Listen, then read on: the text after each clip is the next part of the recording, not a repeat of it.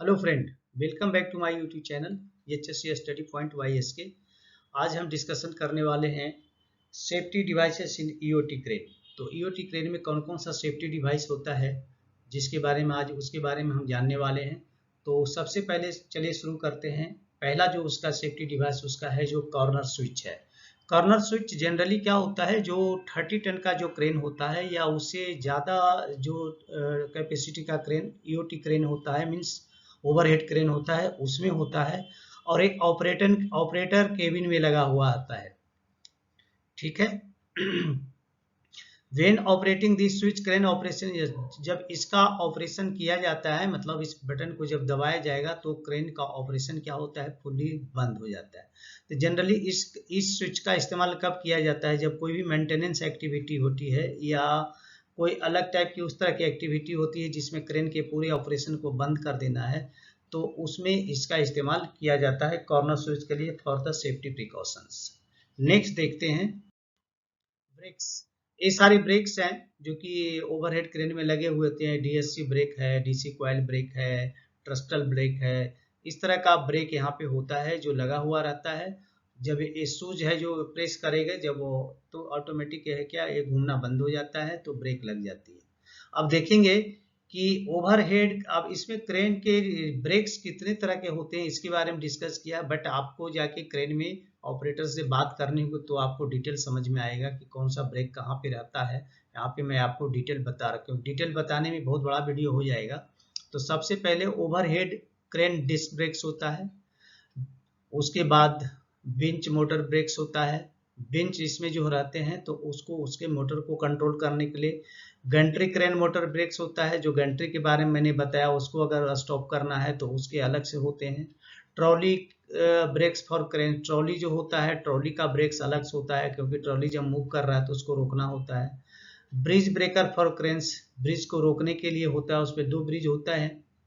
और holding brakes for hoisting motor, तो motor को होस्ट करने के लिए यहाँ पे होल्डिंग ब्रेक्स भी होते हैं। तो इतने तरह का ब्रेक्स है, बट अगर ये आपको जानना है और अच्छे से समझना है तो क्रेन ऑपरेटर से मिलना पड़ेगा।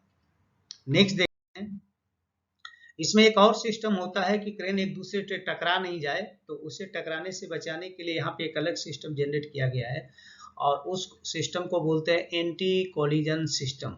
इसमें क्या होता है, एंटी कोलिजन सिस्टम में क्या होता है, जब 2 क्रेन एक ही रनवे पे चल रहे हैं, एक ही anti crane collision switch design to avoid the collision of 2 adjacent crane, मतलब जो अगल बगल क्रेन है और एक ही रनवे पे चल रहा है, same way running on the same rail, तो वो एक दूसरे से टकराना है। सपोज ये इधर से जा रहा है, वो उधर से आ रहा है, तो अपोजिट डायरेक्शन में आ रहा है, ये देखिए इस तरह से टकरा सकता है ना।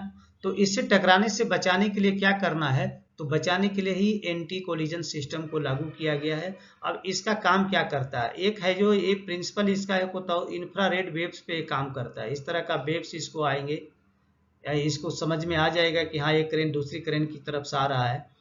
और ये इसमें क्या होता है कि जब डिस्टेंस इसका 4 से 5 मीटर के रहता है तो वहाँ पे आके ऑटोमेटिक ये रुक जाते हैं, तो इससे क्या होता है, क्रैश होने से, एक्सीडेंट होने से बच जाता है। और एक अब काम करेगा, it can work only when install in all cranes. यहाँ पे जितने भी रन कर रहे हैं क्रेन, जैसे 1 क्रेन, 2 क्रेन, 3 क्रेन, 4 क्रेन, देखिए एक ही रन पे है, तो यहाँ पे सारे क्रेनों में अगर ये इंस्टॉल किया गया है तभी वो काम करेगा। अदरवाइज एक में किया हो तो एक तो रुक जाएगा, लेकिन दूसरे में किया हुआ नहीं है तो वो नहीं रुकेगा, तो आके टकरा देगा।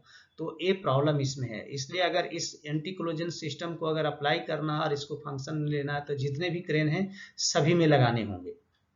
नेक्स्ट देखते हैं, यहाँ पे देखिए इमरजेंसी स्विच। तो इमरजेंसी स्विच का मतलब ही आप समझ गए हैं कि इमरजेंसी स्विच है, ये लगा हुआ रहता है, तो इसको ये ऑपरेटर के पास रहता है। तो इसको जैसे ही स्टॉप करेगा तो पूरे ही इसके सिस्टम, तो इसको कब अप्लाई किया जाता है, it is generally use when any type of mall function happen in any part of the EOT crane.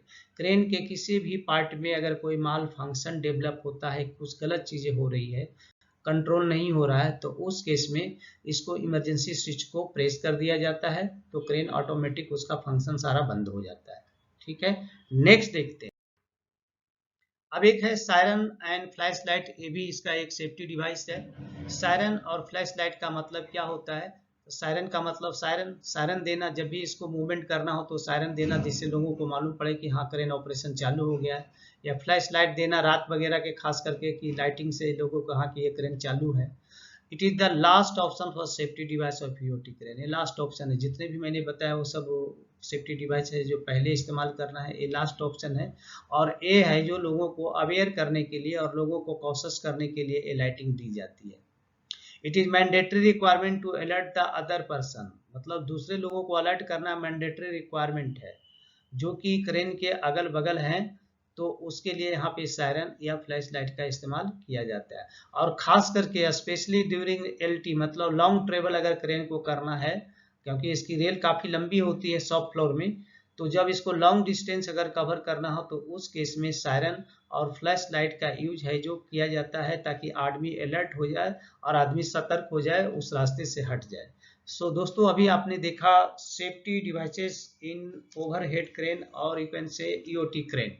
So okay, अब टाइम है सब्सक्रिप्शन का। अगर हमारे वीडियो आपको अच्छे लगे, पसंद आए तो सब्सक्राइब कीजिए, अपने दोस्तों में जरूर शेयर कीजिए और बेल आइकन को प्रेस कर लीजिए ताकि हमारा नेक्स्ट वीडियो का नोटिफिकेशन आपको टाइम से मिल जाए। Okay, thank you.